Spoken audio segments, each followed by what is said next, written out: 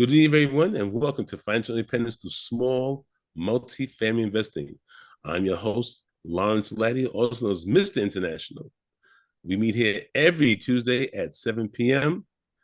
to help each other grow financially and mindfully. So, what we're going to do is we always do. We're going to go around the screen. Anybody can introduce themselves. We're going to start to my right, your left, to the bottom of the screen. We're going to start with Ms. K. James. Hello, everyone. Yep, my name is Kayan. I am I would say, still new investor in the Bronx, New York City, looking to acquire more Bronx multifamily properties, and then from there, Connecticut and the outskirts. Nice to see you and meet you all. Oh, thank you for coming. Thank you for coming. Go ahead, Terry. Let's introduce yourself, please. Introduce yourself. Yeah, Terry Ortiz, fledgling investor, real estate investor, looking to do some multifamily, getting ready to actually sell some property that will allow me to have some funds. I'm looking for some 1031X action. So maybe you guys can help guide me in that here shortly. Welcome. Where are you from? Austin, Texas. Oh, excuse me. I'm sorry. Yeah, Austin, Texas. Okay, Austin, Texas. Okay, excellent, man. Thank you for coming. Thank you for coming. Cedric Marlowe. Go ahead, Cedric. Hello, everyone. My name is Cedric Marlowe. I'm out of Philadelphia. I'm managing partner at Cobbs Creek Capital, where we raise capital for multifamily apartment communities around the country and providing our investors a better than average return on collateral-backed investments. Currently have a joint venture deal in Jacksonville, Arkansas. I'm going to put my contact information in the chat. And as far as Terry, I do have an opportunity in Tulsa, Oklahoma, also. So you may want to move some of that 1031 money over that way. So I'm gonna put my chat in there. I'll make sure that all my contact is there, and we can set up a time to chat. Okay, sounds good. Thank you, Cedric. Good seeing you. Yes. Ethan, you able to talk? Ethan, you said you're eating. You able to talk? Just yourself a quick second. Yeah, I'm a corporate attorney and life insurance salesman here in Houston, Texas. I've got 5 kids, which is way too many kids. At any given moment, 2 of my children are for sale. I don't know what to do. I do corporate and transactional paperwork for real estate investors, including PPM, syndications, fund formations. I also invest as a loan guarantor or key principal on deals. So I've signed on multifamily and other commercial loans across the country. Okay, thank you. Thank you very much. So you got 2 kids for sale at any given time. All right. Good to know. Good to know. Once again, my name is Lawrence Laddie, also known as Mr. International. I'm here in the Bronx myself. I have a multifamily property in the Bronx, and I have my personal residence, which I rented out about 2 years ago. And I'm also looking in different areas of the United States, specifically Greensboro, North Carolina, Piedmont Tri-area, looking also in Huntsville, Alabama, and Virginia, Richmond down to Norfolk. So without any further ado, this gentleman, I met this gentleman before. I didn't meet him, never met him. I did speak to him a few times. He was supposed to be a guest at my dinner, which fell apart. But he said, you know what, I'll come today and talk about how I got to 2,000 plus units without syndication and how I'm creating generational wealth, right? And his story is really, he told me his story. I was like, this is crazy, right? It's crazy, right? But it's about being persistent. It's about sticking to family, right? And it's also about having a vision, right? And his vision, he's a real estate investor, he's a trailblazer, as far as I'm concerned. And he's gonna give you some insights on how he got to where he got to, and also insights on how to create generational wealth. So without any further ado, I introduce you to Pankaj Sharma. Pankaj, thank you for coming. Sure, my pleasure. How's everybody doing tonight? Yeah, what was I gonna say? So I was really thinking about saying, the power of family in multifamily as a topic when Lawrence asked me to speak. And because that's really what it has come down to for us. It's been the power of our family. And when I was 10 years old, my father, right around that time, I'm 54 now, so it was like 44 years ago. When I was 10 years old, around that time, my father was talking to a friend of his. He went to visit a friend in Jersey, and the person had a triplex, and they were living in the triplex, and they had two renters. And he told my father, he said, these guys are paying my mortgage. And like the light bulb went on for my father at that point, where he wanted to get into real estate. He'd already been, you see, you have Cobbs Creek Capital, right? Are you in Cobbs Creek in Philadelphia? I am. I Okay, am. so before that, even my father was like he's one of the first, like back in the early 70s, he got a 7-Eleven, and then this other Indian guy got him to buy a store in Cobbs Creek, Philly, that used to be like a rundown 7-Eleven, and they made a convenience store. And I used to hate going there because it was like crazy. It was crazy, like the crime and everything was crazy.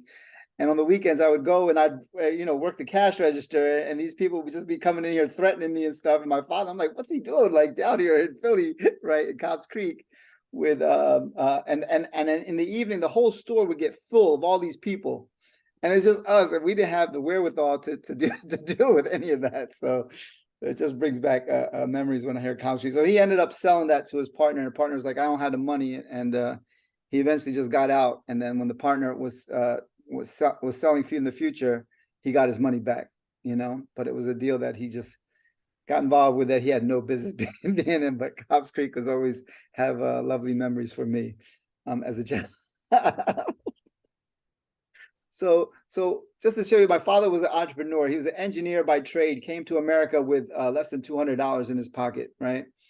And but engineer by trade, and kept on getting laid off. And his first business that he went into was a 7-Eleven, because he was laid off at the time, and another friend of his approached him and said, let's get in this 7-Eleven business, right? And he's like, my father was kind of poo-pooing the idea. He's like, my father was never successful as a businessman. I don't think so. So he ended up getting involved with the gentleman and going partners on a 7-Eleven. He took the training, and that's when he learned about the concept of business, like in a real practical level, the 7-Eleven. And then as soon as before they even opened the 7-Eleven, the person that got him involved with the 7-Eleven got a job in California. So they took off, and then he ended up running the 7-Eleven. And then my mother's like, I can't see you working a 7-Eleven. You're an educated man. You're an engineer. You go get a job. I'll hold down the 7-Eleven. And so my parents, from the very early age, I was like, in my, like, not even second grade at the time, very early age, just got into business and being entrepreneurs, and my mother also just became a businesswoman, from the 7-Eleven. They went from different businesses, like a convenience store, supermarket, laundromats. And then, but when he got that idea for real estate about his friend, when his friend popped that idea on him, the light bulb went on, and he really got focused on real estate. And my first property that the family bought, he found an ad in the paper for an apartment building that had 52 units. And he drove an hour and something to go see this property. He didn't know much about real estate or multifamily, let alone.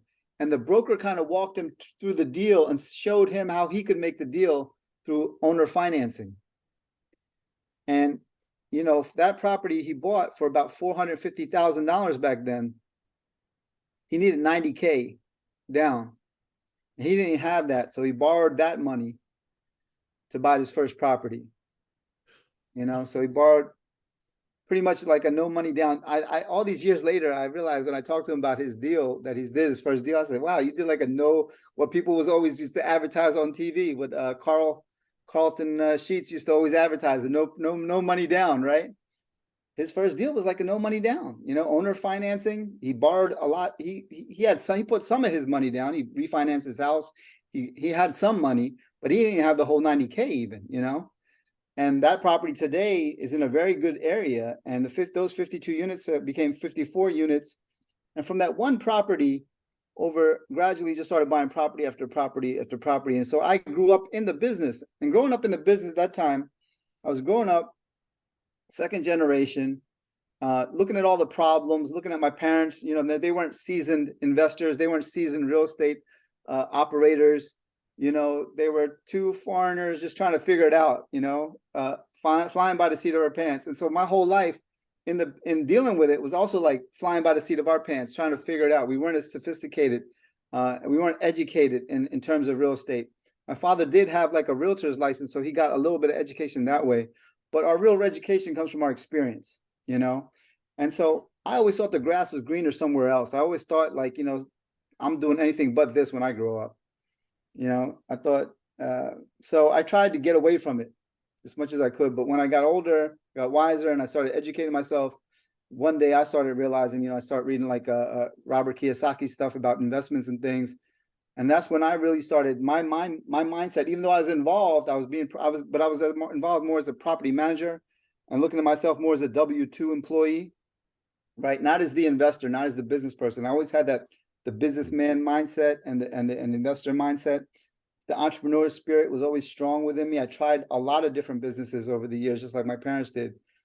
And for me, property management piece just wasn't fun. You know, I was always, we'd buy properties that were distressed properties, properties mismanaged, properties with deferred maintenance, you know, and just get them because those are the people that were in trouble. They needed to sell, and we got them at a good price, you know, and then we would fix them up over a period of time, stabilize the properties, and hold them. And so what happened is one property led to another property, led to another property. And so about over 20 years ago, I was, you know, I just got, you know, getting married and stuff, coming back from California. I got back involved with the business and started again as a property manager. And that's when I started reading about investment and all this stuff. And that's when the light really went on about, you know, being on the business you know, what they call the other side of the quadrant of the businessman and the investor, you know, and creating systems and understanding the power of investment and the time factor and how the investments would grow. And so over a period of time from that one property that I started over in 2001, just 22 years ago, it was the first property that I got when I came back from California with my father. It was a high-rise building in Pottstown. It was a foreclosed property, right? And the bank had took it over. Somebody was shot in the property about a month before we took it over. And they had armored guards at the time. Now this is like I'm saying, not all the properties we took over like this, but this is my story, right? So this is like, if I can survive there, I can survive anywhere. I can come back to Cobbs Creek and survive if I had to, right? Now, so when we got this property, it had 96 apartments, but out of the 96, only 20 were occupied, and the rest were pretty much like abandonmeniums, you know, if you're familiar with that term. And so that one building that we got for $2 million cash as a foreclosed property, today easily I can get about valuation about 15 million. You know, so that's what, 20 years time. And then it's all throughout that time, it's cash flowed. It was a 5-story high-rise building, and two of the floors were vacant. So out of the 3 floors, they had 96 apartments. The 2 floors that were vacant, the 3rd floor and the 4th floor, were completely vacant commercial space that there had been a fire at some point and they just never did anything to it. And they just let this property just, you know, dissolve, like, you know, and so we built 60 apartments, 30 on each floor. So we added 60 apartments to the 96, so 150 apartments. And then there was a small building across the street that was the old City Hall building for Pottstown. It was just been sitting there vacant for a long time. So the city approached us. They saw what we did at King Street. And, you know, they approached us. We ended up getting that building for $50,000 when it was all said and done. And then we renovated that building. We built 10 more units in there. And then down the street, we bought another property, 60 units. So just in Pottstown, we have over 200 units. But Pottstown's kind of like the base, right, of where it started, you know. And then so right now I'm in 4 or 5 different counties in Pennsylvania. I got Allentown, Harrisburg. I have the the biggest deal that we've done was 4 years ago in 2019. It's the biggest deal our family has ever done, actually, because we got two brothers now. It's two brothers, me and my brother, and he has his portfolio and I have my portfolio. But if you put our portfolios together, it's almost, we're looking at 5,000 units. You know, from that 52 unit 44 years ago, it's grown to about almost definitely over 4,700. He's got about 2,500. I got about 2,200 units. So close to 5,000, you know. So that's the power of the family, of just growing over a period of time. And then my father, he was the originator. He was the first generation. We're the second generation. So a lot of times, you know, first generation is like a self-made person. They are the ones who build it. Second generation, they kind of build upon what the first generation has. But statistically, a lot of times the third generation, they're the ones who kind of lose it. So they grow up kind of spoiled. They get, you know, they didn't have to struggle for it. They didn't see their parents do the struggling for it, you know, and they don't have that. They're, you know, soft, so to speak, statistically and in general, not all of them. So I've tried to, you know, being aware of that at an early age, I've tried to instill a lot of things in my children for the next generation. So, you know, currently, you know, having about over 2,000 units, and you know, this is going to be on YouTube. I'll freak it. Yeah. So having about 200,000 units, you know, that's like a $200 million of real estate, you know. So at 54 years old, right? If I just like, and half of it, and a lot of it's paid off. So it's not like it's highly leveraged.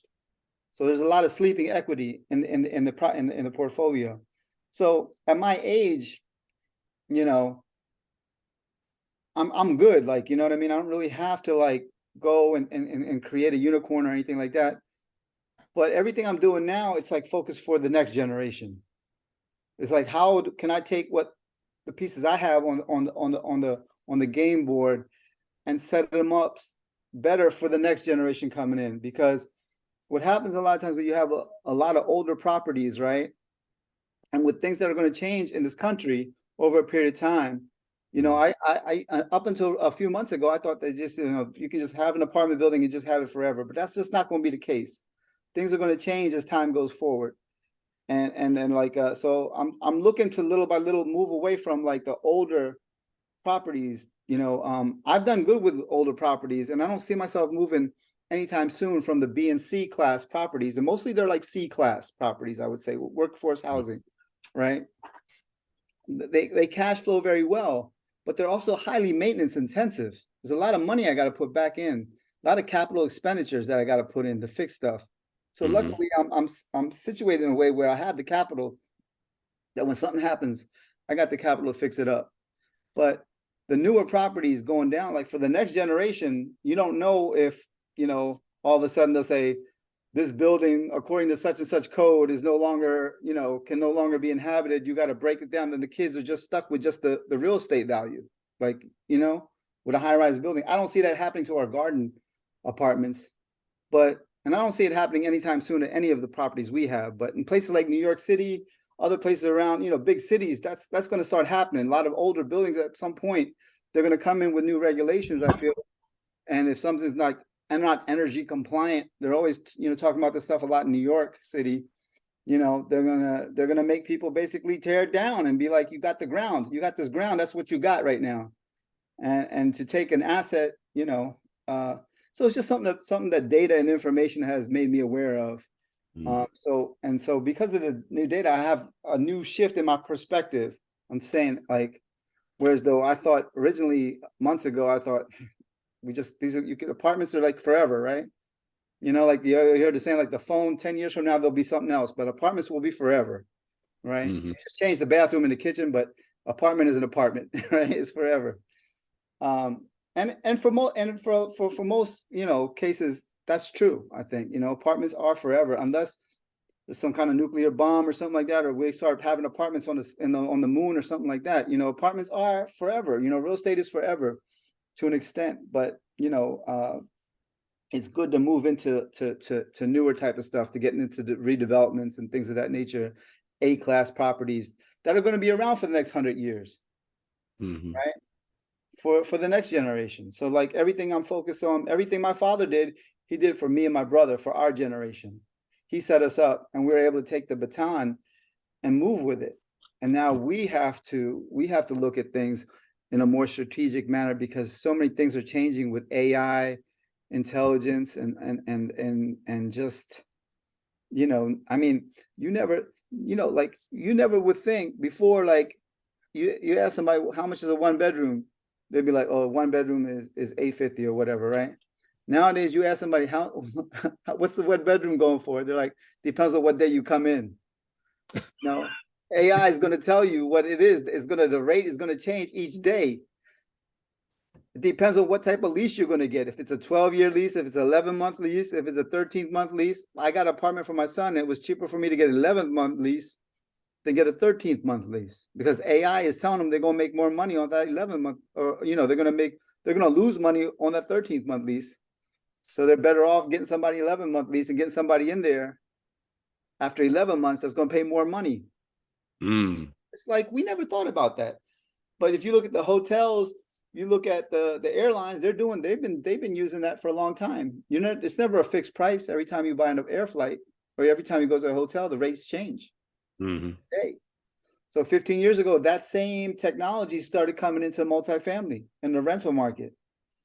And then I met this one gentleman who's got, like, you know, three-fourths of $1 billion worth of real estate.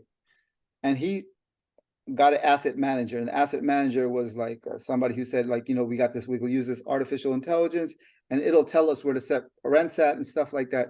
And he saw his revenues just shoot up.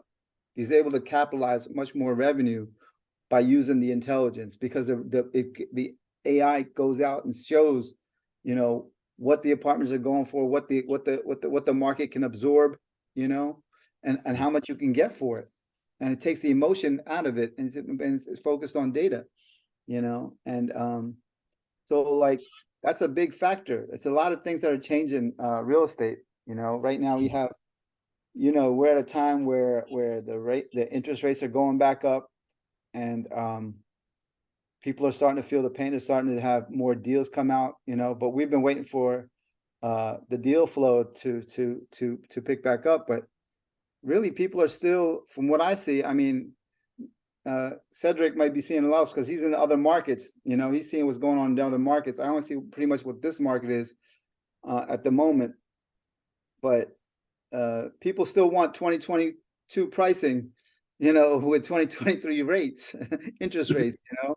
People still trying to, you know, they're not. It's like, I'm like, when I'm you know, in real estate, you make money on the buy, right? Right. And it's like, if you've got a property and you've had it for so long, and you want to leave something on the bone for the next guy coming in, you know, and if you're going to sell it, they're going to sell something, and there's no meat left on the bone for the next guy coming in, you know. Is it my best bet? Is in my best, you know, interest to purchase that property? You know, like I said, I got to make the numbers work. And this is what I'm seeing. So I'm still offering. When I look at a property, I'm going to offer whatever it is for me to still have some meat left on the bone. I'm not going to purchase it at whatever price that somebody else is going. And if not, then I'm just not going to buy it. But, you know, I'm hungry. It's been 2 years since I bought a deal. I'm hungry to get a deal. All right. But that I've never had, you know, I've been patient, but now it's just like, I'm at a real place where I'm hungry. I'm hungry for a deal. I'm primed for it. I'm ready for it, but it's got to be right. I'd rather be patient and wait, because the other thing I don't want to do is I don't want to buy something now and what's happening, right? And this is what I'm also learning about. There's a lag between when they hike up the interest rates, that affects everything in the economy. But there's a 3 or 4th month lag before the real pain of it is felt. So right now, people are feeling it, but they're not feeling it yet. You know, 3 or 4 months from now, it's going to be much different, you know, and what's going to happen. And that's when people say that's when you're going to have opportunities to buy. But right now, for the last few years, everything has been at an enormous price point, and it just doesn't make sense. I haven't even been looking at properties, because when they call me about them or they send me the email or whatever, I look at it and I already know it's like, you know, I'm not going to waste their time. I'm not going to waste my time, you know. Unless you can find those markets, you know, and maybe it's something Cedric can help me with. you know, as markets out west. I'm thinking I went to Atlanta to a conference a couple months ago, and I've never been to a multifamily conference other than Lawrence Jerome would have us Mhm. have me speak on his conferences online, Jerome, and so I went to one physically a couple months ago for the first time, and I'm going to another one in Orlando this month. I'm going to Jake and Gino's conference just for the heck of it, you know what I mean? Just to learn, who knows, you know what I mean, what it is. But Mhm. now I'm starting to, even though I've been in it for a long time, I have to I'm approaching this thing as a beginner. You know, I got the beginner's mind. I want to learn. I don't want to be that person who thinks I got it all figured out. You know, Mhm. I wasn't like that a couple months ago. I thought like I'm good, I'm set. I just focus on what I got, just try to optimize the properties I have until the opportunity comes for me to get another deal. And now I want to study. I want to sharpen my sword, or sharpen my axe or whatever. Sharpen my tools, so that when the time comes, I can perform again. As far as acquisitions. Mhm.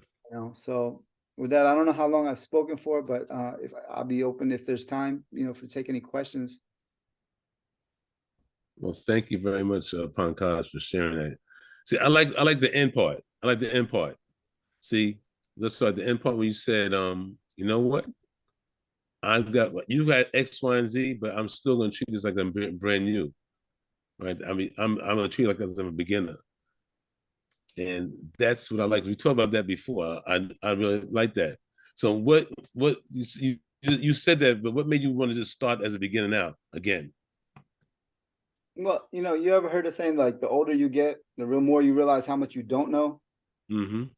So it's kind of like that. It's also like, one thing that has an impact. My son is going to University of New York, and he's studying real estate. And so he's being exposed to a lot of stuff that I've never been exposed to. He's got all these classes on real estate with market analysis and all this stuff. So by him going and being, into this whole thing, it's made me again like, okay, I can't let him be smarter than me. A little bit. But like I need to like, even though I'm flattered in a way that he is doing his thing, and he's going to be, he's probably already catching up to me and passing me in some level, even though he's a freshman or second year in college. But as far as his knowledge and his grasp of things, it's like me at 20 years old. I'm just like trying to rent an apartment. Like I'm the guy like, taking maintenance calls or whatever on the phone. This guy's learning he knows about appraisals and all this stuff that, I would never even, it took me many years to even come to understand or know about that. Like I said, the other side. Mm-hmm. He's not even going in as the employee side of it. He's going straight from the investor side of things and the finance side of things. And Mm-hmm. and in the end, real estate is all about learning to make money work to make money. Utilizing the tools of money and learning how can you use the money and the capital and the assets you have to generate more. How can you optimize that? So I just realized, I'm at a place, I just feel like a baby again. I feel like I don't know anything. So Well, that's good. That's good to hear. So that means that I need to catch up some more then. Right? That's for sure. I need to keep on going doing. Um, Anybody got questions? Ken, I know you got a question. I have a question. Yeah, So, yeah, so Terry. yeah, would you expand upon, because I am a beginner investor. By the way, my profession, I'm a structural engineer, have a small engineering firm. Actually, we have a couple of clients that have some multifamily, some pretty significant multifamily. And of course, like you said, Pankaj, that, yeah, they're dealing with deferred maintenance issues, which is, of course, paying me good money to help them with that. And but with that said, could you expand upon the market in regards to, because I am negotiating a couple of sales on some real estate that I have, and like I said, I'm looking to 1031X a small sale here shortly, and so I want to get more of your insight into the current market conditions and such. as far as a seller, as a buyer, or Well, I'm looking to invest some money yeah. to avoid capital gains taxes. Yeah. So the So, whole, so you have somebody to do the whole 1031 for you, right? Because you know right, that's yeah, structured that you need to yes. allocate to a Mhm. certain property. So but you haven't sold anything yet, right? As Not, of yet. but it's, Your but time. we'll be closing soon though. Okay. So it's important to sometimes to buy yourself time because you want to have your sale contingent upon your 1031 to give yourself time. Right, You know, so that's one thing to be aware of because as a 1031 is like as soon as you make that sale, it's like the clock is ticking and you only right, have like 3 months or so to right, allocate which property it is, and you have to go through all that whole rigmarole. right, So that's the thing, you know, people would be selling a lot of more properties if they knew that they were confident they can get that 1031.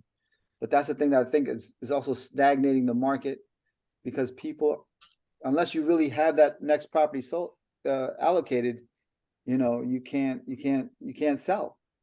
So the market, I don't know about your area. So every market has its own kind of thing going on, you know. So everything I can speak to, I can speak to the Pennsylvania area that I know.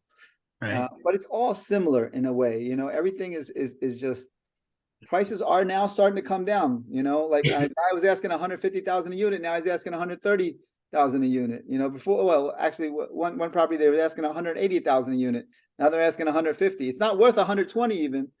But you see Right. that the properties are now starting to drop. That people's prices, everybody's prices are dropping now. Yeah, yeah, but you were, yeah, You and know? that's what I wanted you to expand on. You said that you foresee in about 3 to 4 months due to the interest rates that they're going to Yeah, come down even more, and so there'll yeah, be more yeah. better buying And opportunities. understand that that's speculation. You know what I mean? Sure. And we're all nobody's got the real crystal ball, but for sure, everybody's expecting this downturn. There's going to be, and it's already like you're seeing beginning signs of a downturn in the real estate market. Right. Yeah. How fast it comes, you know, and how far it comes, nobody really knows. Right. You know, and so it's just like you got some sales lined up, you know. I would try to like just to buy yourself time, I would try to put in the contingencies based upon your 1031 so that they'll wait a little bit. Maybe you don't want to lose your buyer, but at the same time that's a way to protect yourself from getting that X thing, you Right. know. And maybe you could put a clause in there like, you know, give me certain amount of time to get the 1031 for the sale. So that's just a way to protect yourself because Right. you Right. sell the property and then the timer is kicking and you don't have, you know, you only got like 3 months, right? To secure a property that you say that this is the property you're going to do the 1031 in, and then you have another less than 3 months to close on that property, I believe, right? So, Right. so it's a very short window, Yeah, I hear you. No, yeah, and you that want to, time goes, yeah, goes and, fast. and you want to line it up. You want to line it up as best as you can. You want to have that property in mind. You want to have something in hand as you know, one into the other. And so, Okay. Yeah, that's what. Thank you for your insight. yeah, because you don't want to pay that 25% tax gains on it. Right.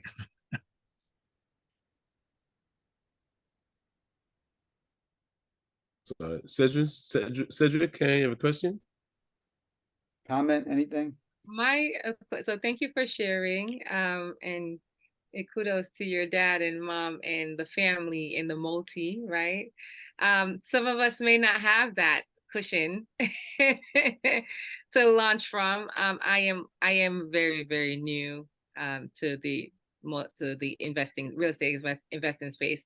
I got my first place as a multifamily year before last year, and positioning myself to acquire more. But as with a lot of folks, the funding part is the tough part, right? Because if there's no brother and cousin and pops and whoever to say, hey, let's round some money together, then you got to figure out how are you getting this money. So I know for yourself, you yourself and your family have properties where you could do a HELOC and pull equity from it, etc. But have you ever had the case where you're pulling money from a credit card or finding other creative ways to fund a property? And if so, what is that for someone who may not have the family as yet in the multi to build?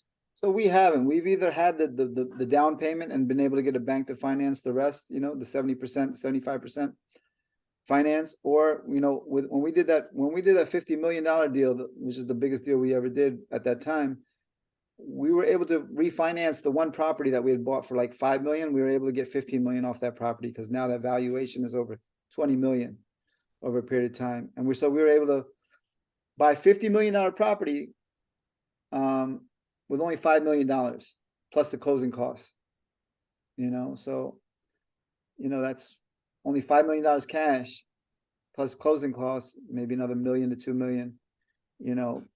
That's what percentage? That's less than 10% of the 50 million, right? Or about 10%, right? No, yeah, it's just a fraction of it, right? Right, but So I've never had to do that, the credit cards or anything like that, creative financing, Okay. Well, again, congratulations to your family for creating the cushion, and then now you're doing that for your son. Yeah. And your son But- and So kids. understand, when my father started, he didn't have any resources either. He came with less than $200 from a different country, so he had nothing. He came from nothing. Yes. Yeah. Does he have any experience with borrowing money from credit cards or creative Well, like I said, he was very lucky. That first deal he did was pretty much owner finance property, Yeah, getting that Yep. owner financing. So he used very little of his own cash to get. that's a good strategy as well if you can find And owners. so, but this is what's happening now. A lot of people that need to sell, they might need to sell this property A in order to pay off property B, because property B, all of a sudden they're in trouble with their loan, right? So if they have a good rate that's locked in on that property, you may be able to assume that property. So that's what's going on now. A lot of people that are selling have assumables.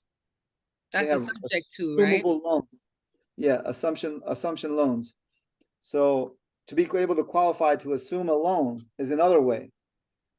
And then you don't have to raise as much capital. Okay. So that's something to be wary of and aware of, coming to the future. Is the assumable different from the subject to? Yes. Okay, something to look up. Okay, thank you for that. Yes. Assumables where you're going to assume the loan, and you're going to terms the loan and everything else that comes with it. Yeah. You So take over the loan. You take over the loan. So, Cedric, you got questions? A statement? Yeah, 100%. Again, thanks, thanks for sharing tonight, all the information you've shared. So why stay in the markets that you're currently in? Good question. I'm ready to not stay in the markets that I'm currently in. I'm slow to the game, Cedric. I'm slow to the game, and I realize, and it's been on my mind, last few months to start looking at other markets, but yeah, it's a great question. I'm ready to look at other markets. I just I'm very clueless, to be honest with you, as to what. Nothing has really after I left Atlanta, right? The Atlanta conference, and I think that was in June. After I left there, I saw that all these people, they're focused on Atlanta and Florida and Texas. So I'm like, there's got to be some place in the Midwest. My thinking is this: there's got to be some place, because I don't want to go where everybody is. I don't want to go where everybody's got their focus and attention on. I want to find where some people are not. So where's the hidden gems? One place that I was just told about recently, Laredo, Texas. Terry, this might be good for you to look into. Laredo, Texas, because Laredo, Texas is close to the border, and there's so much transportation and stuff. And there's so much capital going into Laredo, Texas, I hear. So if I was in your area, I'd definitely start researching Laredo, Texas. Right. Yeah. Yeah. I mean, Texas. So much capital is going into that place, as far as, and there's so much goods transportation and stuff like that. And one of the things my mentor has taught me, that look at places where they have ports, airports, train stations. Those things are important also for your properties. You want to have a certain population. You want to look at, is the population growing? You want to look at the employees. Employment factor, is it growing? Yeah, you're talking about transportation infrastructure, basically. Yeah, harbors, airports, train stations. Very important. Helps your real estate. But Laredo, Texas has become there are people with big time money and big time data that pay for the money, that are in the know. They're looking at Laredo, Texas. Okay, thank you.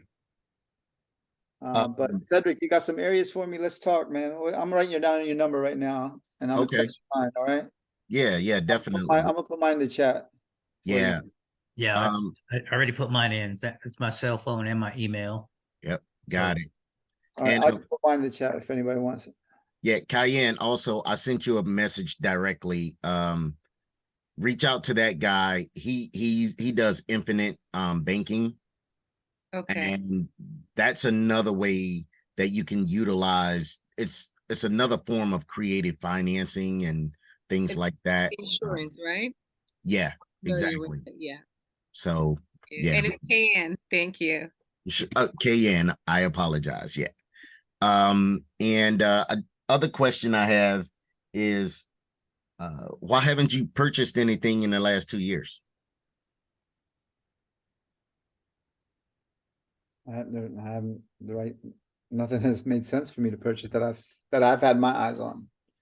Nothing has come across. I've looked at just in the last 2 weeks. I've looked at two deals. One's a 300 unit. I made an offer 30 million on 300 unit.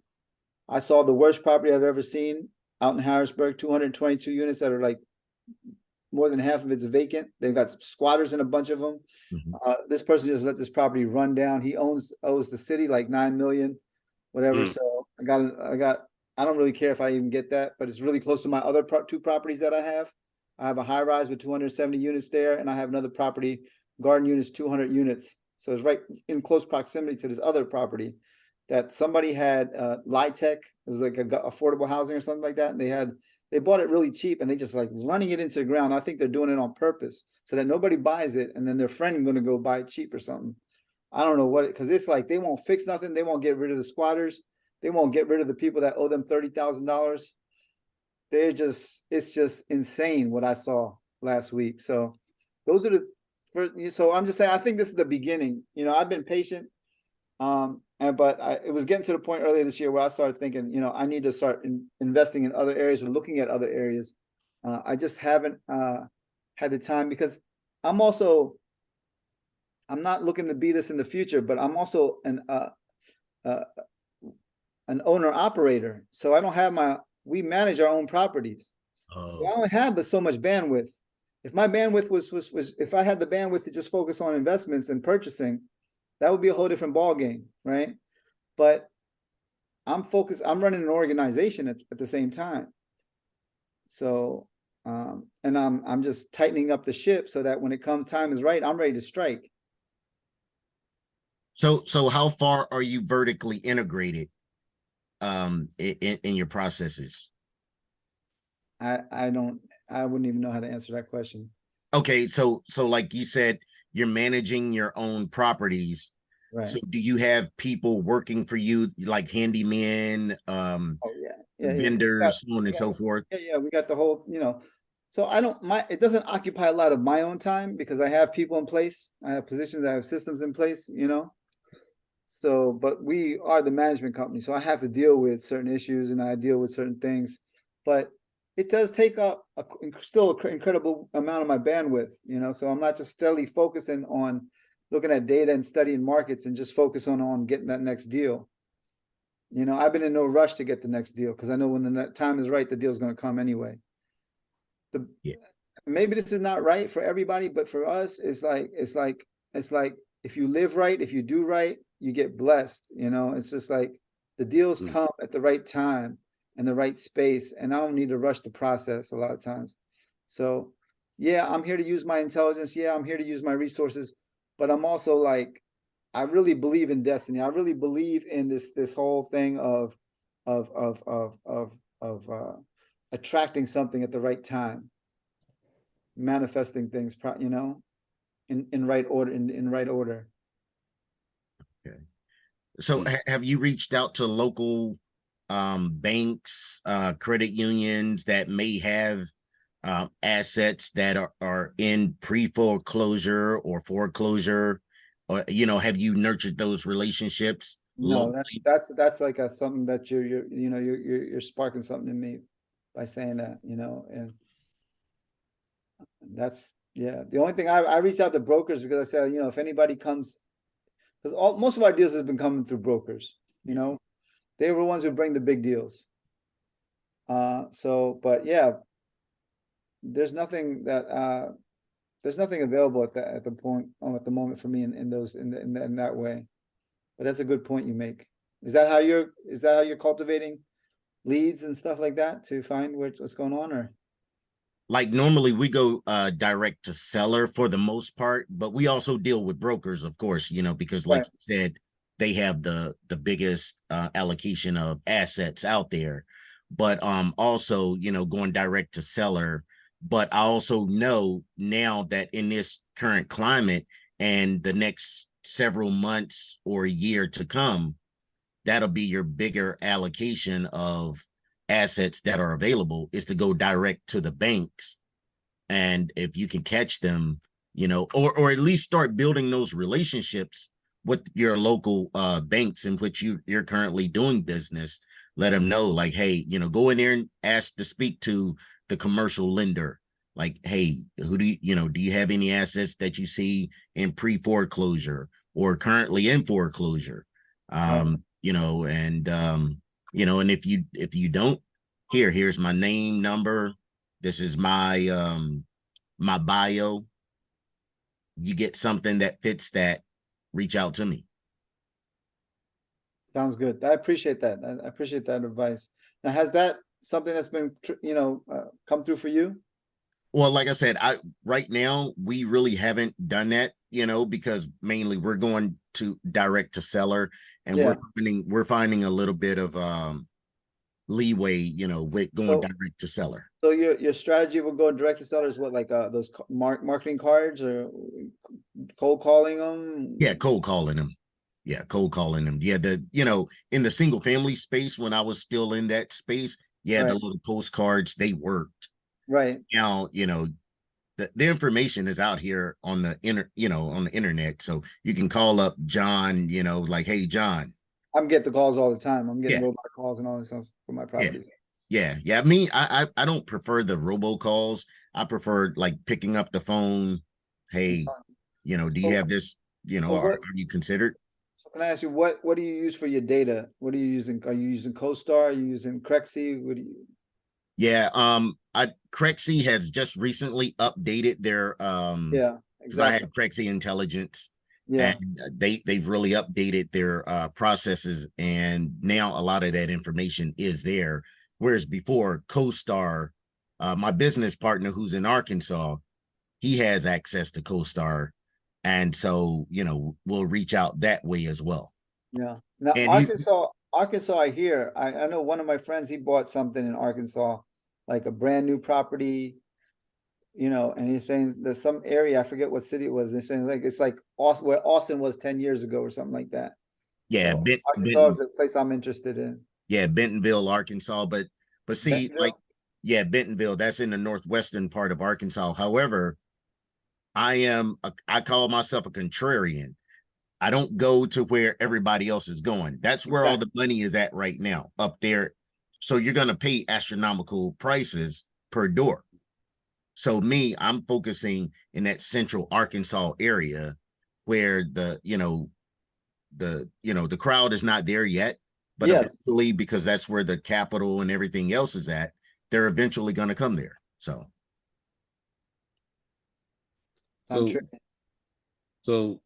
Ken has a question. Oh yeah, sorry. Yeah, no, that's right. Listen, so now she says, that's very informative, man. Cedric got a lot to offer. You can go ahead. I can wait. I just wanted to chime in to ask Cedric about after Lawrence, he's my next best new friend, you know. We love the friendships we celebrate. Yeah, no, I just wanted to chime in while Cedric was talking about the going to the banks. I wanted to ask if you could do that for the residential also, because it's such a challenge you don't see it on the bank's website. And sometimes, you know, I went to one bank, don't judge me, and they didn't really know what I was talking about. And I went in to ask for the tax, because when you can buy somebody's, what is it, tax bill, something. Tax liens. Right. And they were, the person I spoke with was like, I don't know exactly what you're talking about. So. Yeah, well, with tax liens, you're going to go to City Hall for that. Oh, okay. Yeah, you're going to go to City Hall for that. You're not going to go to a banking institution. Okay. Now, you'll go to the banking institution for pre-foreclosures and foreclosures. You'll be able to go there, more so foreclosures, because pre-foreclosures, they may not let you know because there's still an opportunity for that owner to come in and settle what they currently have. Now, there are some other databases out there for the pre-foreclosures, but I'm not too familiar with that. But But the deeds and the liens, I go to City Hall. yeah. Okay. I don't know where somewhere somebody said go to the bank, that the bank holds the tax notes also, but okay. That's good to know. So I just wanted to ask if I could go to the bank for small residential multifamilies to ask them for a foreclosure list also. Yes. Okay. As a matter of fact, you can go on, like Cedric just said, you can go online. You said it. You can go online, and they have lists. Different banks of the United States. I remember many years ago going to Wells Fargo stuff, but it was nothing. Never really. Really. I go on Chase and Bank of America, and I don't see anything. And a great point, great point, Lawrence, and great Cayenne. Cayenne. Okay, I'm gonna write that down right now. So I'm not gonna make that mistake again. Cayenne, yeah. I'm gonna put a little apostrophe, that way I know how to. But anyway, you're gonna go more to your local institutions like Cedric Bank of Philadelphia, or Cayenne Bank of the Bronx. The Bronx. There we go. Yeah. Yeah. You're gonna go to local institutions, credit unions, the local credit unions, and things like that. The Chases and the Wells Fargos, they're not gonna they're not gonna talk to you, number one, even if they do have assets, because those assets they're gonna set aside for people who have private equity firms, these larger institutional buyers that can come in and take it, write a check, and pay for 50 million, 100 million, $500 million assets. Yeah. But for the smaller stuff, you want to go to the small local banks and institutions. That's and why a lot of these guys have like big multifamily loans as well, though. If you're looking for something like 100 units, 200 units, those type of loans. Believe it or not, a lot of them will have it. A lot of them will have it. Yeah. Because they may find somebody who, like you, say you buy in a specific area, right? In certain areas you purchase, and so they want to start banking relationships with you. So you go in there and you say, hey, can I get a loan? I'm just being generalizing this. Like, yeah, they're going to do business with you. But some of those guys, when they fall on hard times, now the bank takes it back. 100 units, 200 units, so on and so forth. And I'm hearing like, okay, so for example, like, there's one bank that I've done a lot of my big deals with, Northfield Bank in Jersey. Now I'm hearing that a lot of these banks don't have the money no more like they used to. And you got to go, like, a lot of times the agency debt and things of that nature. These banks don't have it like they used to. They were giving multifamily loans left and right before. Now all of a sudden they ain't got it.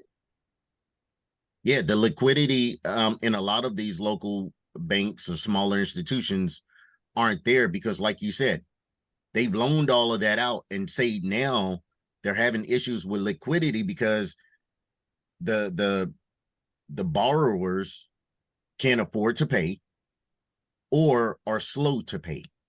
And so if I'm a borrower, sooner or later your rent comes due. It comes due. So they're gonna like, hey, give me the note back. We'll hold on to this. We'll find somebody else to sell this off to, because the one thing, this is one of the keys that I've always learned, and I learned this early on when I was in residential. Banks are in the lending business, not the real estate business. Right, exactly. They don't want that. They don't want the property. Exactly.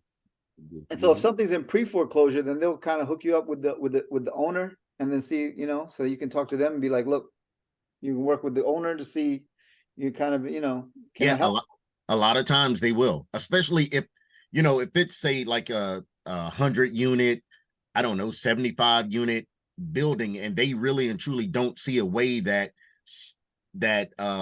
Joe is going to be able to make that note current, they'll be like, here's Joe's number. Just reach out to him. If it works out perfectly, if it doesn't, you know, no problem. We'll take it back in due time.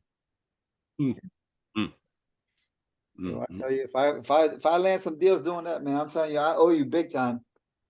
I owe you. What do you want, Bentley? What do you want, Rolls? Ah, he's in Philly. Hey, look, Lexus, free knowledge, Toyota. free knowledge, free information, man. I don't mind sharing this information. Look, I gotta get it out to somebody somewhere, you know. It's Yeah. not going to do me no good holding it all in. Hey, They say well, you can't keep it if you don't give it away. There you go. Wait, sorry, Cedric, I didn't finish hearing you with the local banks, right? You said they're the ones to go to to ask them for foreclosure assets, for the small multifamilies. Okay. Yes. Okay. Yes. Okay. Thank you. So okay, Ken, you talking about residential multifamily? Residential. Mm-hmm. Yeah, Maybe even residential. One day we'll get together. We can go on Property Shark and Okay. foreclosures in New York City, Yeah. whatever, you know. Yeah. Property Shark is they have Property Shark in Philadelphia. But probably I just pay for New York City. Okay. Yeah. I know you're busy. I know you're busy. No, we'll get together. Lawrence is my neighbor. Yeah. Anyway, because what happens is Clive introduced her to me. Oh, okay. And what happened is when she bought her property is down the street from my investor property on the corner. That's how things work out, you know? Small Nice. world. That's small world. Yeah. So you know what? I'm gonna say this. I want to thank everybody for coming on. Pankaj, thank you for hey, my pleasure. sharing your journey with us, right? And give us knowledge, right? Share your knowledge, right? I don't know how much knowledge I gave, but I gave you me, a part of me. Listen. It's called what I call it's called sharing from the heart, Yes. right? Not scripted, nothing. It's sharing from the heart, telling you the truth. That's it, telling you the truth, right? And that I appreciate. Anybody appreciates it more than somebody that comes on with a script and everything else, right? Looking down. Just appreciate you coming on today. And you don't have to leave, but I just want to close the meeting and end this, right? So once again, I want to thank everybody for coming. My name is Lawrence Slade, also known as Mr. International. Thank you for coming on Financial Independence through small multifamily investing. See you next week. We have a special guest coming from South Carolina, right? With St. Louis. Everybody have a great week. Let me